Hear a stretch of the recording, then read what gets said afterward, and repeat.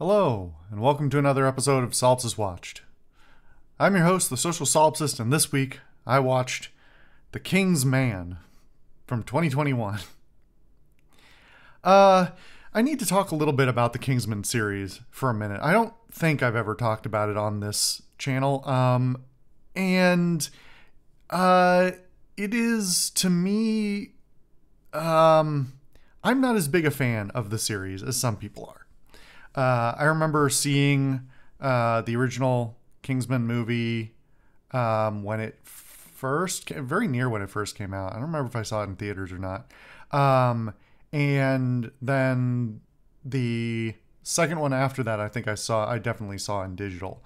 It is a series that some people like a lot and find really entertaining, and I find mostly middling. A substantial part of that is pacing problems, tone problems, and sort of an inconsistent writing style that seems simultaneously formulaic and kind of chaotic. None of the movies to me have a particularly good focus, don't seem to be like trying to tell a super specific story or get a certain idea across, and are splattered with too much bad, like out of turn comedy to either be taken as particularly funny or as particularly serious. So it's not a series I have kept my eye on really at all. I was not even aware this movie existed until a few months ago.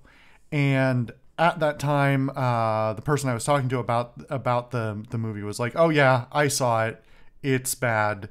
Don't bother. In fact, genuinely don't watch it." And I sort of took their suggestion at face value as somebody who they had liked the previous entries more than I had. And I was like, well, if you really don't like this one, then I probably won't either. I had no real intention of ever watching it. But it came up today, and it was suggested that I watch it, and I was like, all right, fuck it. I'm not busy with anything else. I might as well. And you know what? I'm not as hard on this film as some other people are. Now, don't get me wrong. It is still not good. But I think as far as being like a horrible sin against cinema or gravely boring or something like that, it's not those things. To me, it is not that much lower. It is lower, but not substantially lower than the other two Kingsman films. And honestly, they could have done a lot worse. That said, they could have done a lot better. Origin movies, as I've talked about previously, are always kind of a problem. For whether you make them first or whether you make them somewhere in the middle or at the end of your IP's arc, origin movies are problematic because often you are telling stories that people already know, or if they don't, you have to tell it in a way that's compelling to a general audience. And as an IP that, as far as I'm aware, doesn't have any previous existence prior to the movies, this really kind of came out of the blue. If I was gonna guess they were gonna make a third Kingsman film, I wouldn't have expected a prequel, especially not one set like 120 years ago or so. Not quite, but yeah. So it's an interesting premise, and it's an interesting decision. And it gets into some things that I think work kind of well, and some that really don't. So the movie wants to sort of frame itself in a historical context, which I understand and can appreciate. But it gets real specific in terms of the times, places, and people who the characters in the film interact with, and a lot of them are very substantial characters in history. Now, there is some historical accuracy in this film in terms of more overarching general framing things. Certain people and their relationships and what they were doing at certain times and where they were, sometimes accurate. Other times, super not accurate at all. Obviously, there's some things that are changed just for the sake of, oh, we're doing a historical revisionism narrative or something like that, and others that are just like, this just doesn't make any sense. Why would these two people ever be in the same room? At this point in history, they would have known about each other. They would not have ever deigned to be in the same place. And so for somebody who's, I don't want to say a history buff, but, a student of history, there are some things in here that are just like, that's just silly, but okay, go on. So it doesn't like ruin the movie for me, but it's a little like, you seem to take the historicity of this a little bit seriously, and then you just sort of stopped at some point when it wasn't convenient anymore. So that's one thing. There's also an issue of the continued problem with this entire series of tone. However, this goes in a slightly different direction. While the two prior Kingsman movies have, to me, tonal issues because they are essentially comedy films without adequate or comedy beats, this is a pretty serious film with very limited comedy beats, only really there to sort of lighten the mood and not make it incredibly dour. And given the time frame that they are referencing in the locations and events that are being explored, I can understand why they would, especially compared to The Golden Circle, the previous Kingsman film, want to stray away from the high slapstick comedy of that film.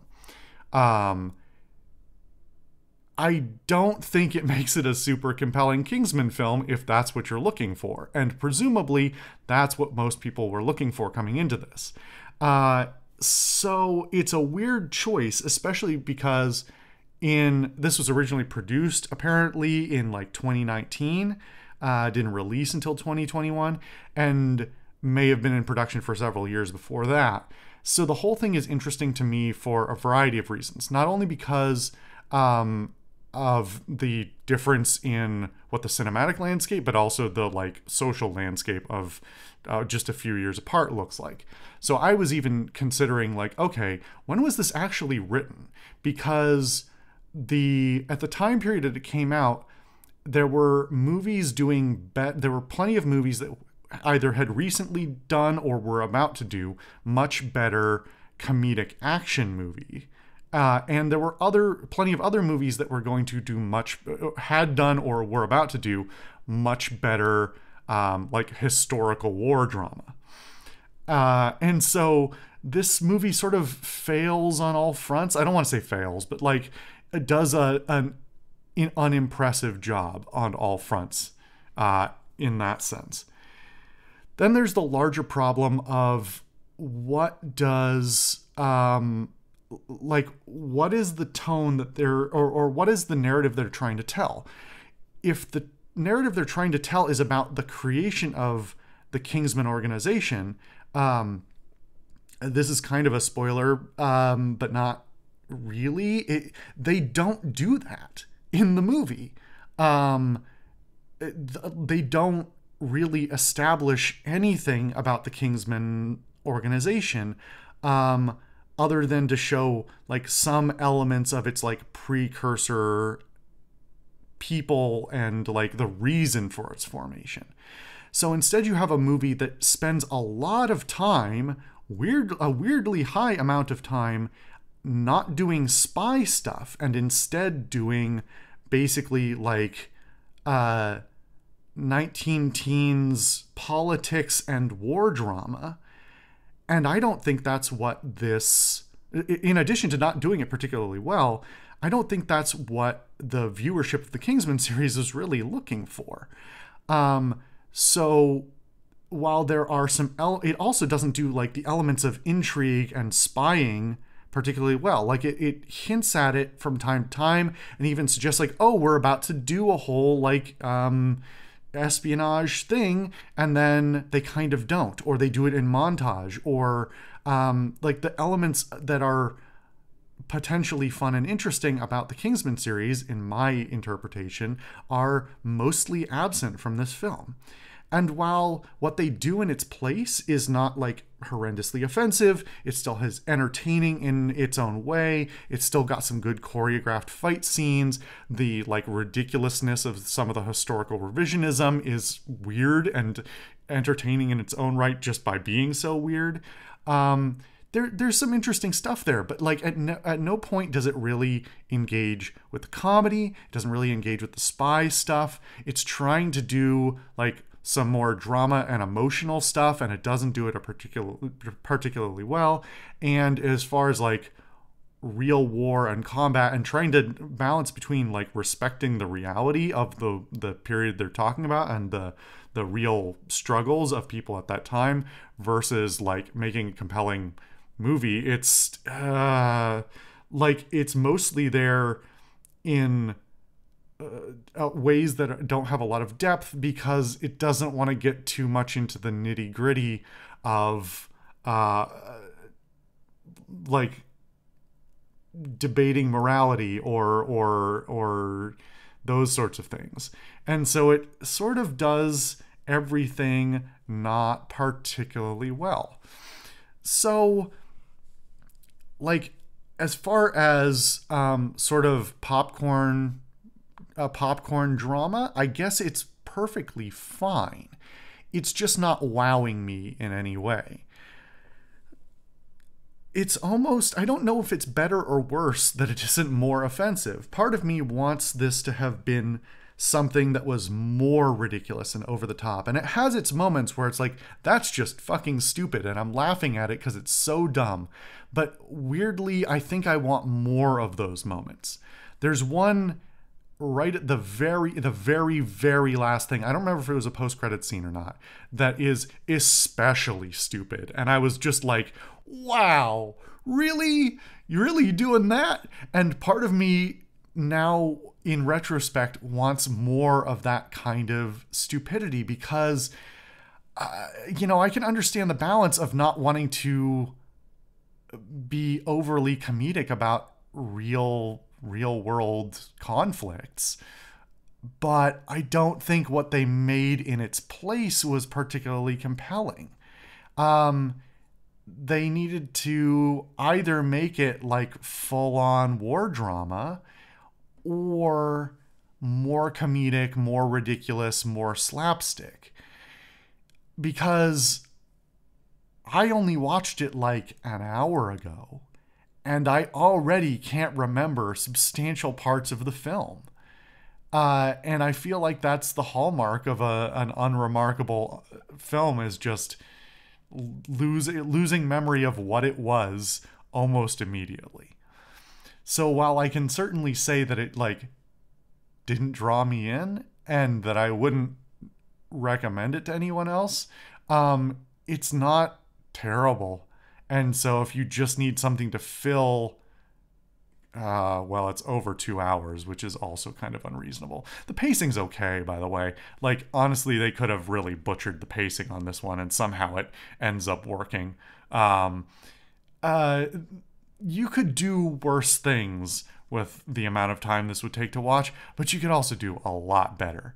If you're really interested in either like a slightly comedic World War I revisionist drama, or you are like just a diehard fan of the Kingsman series for whatever reason, then like I don't think this is terrible. But there's not a lot positive I can say. Actually, I take that back. Cinematography wise, and the sets and the costumes and the cinematography are actually really quite good. They are not the focus most of the time. But this could have been very gray and brown and very ugly, and thankfully it is not. Now, there is some very bad CGI used fairly extensively throughout the film, and that's not great.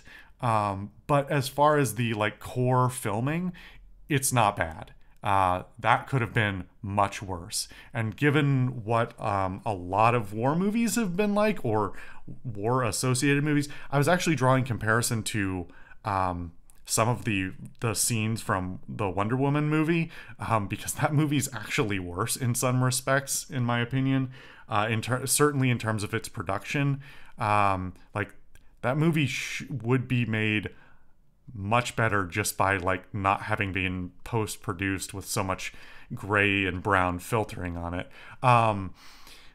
So the fact that this movie doesn't do that is like an incidental point in its favor. Wonder Woman's still probably a better film though. So this movie is mostly inoffensive and mostly unremarkable, and that's about as much as I can say. Yeah, I just wish it was goofier. That's really what it probably comes down to. Thank you guys for watching another episode of Solipsist Watch. I could say more about this, but I'm just going to stop. I've been your host, the Social Solipsist, and I'll see you guys for something different next time.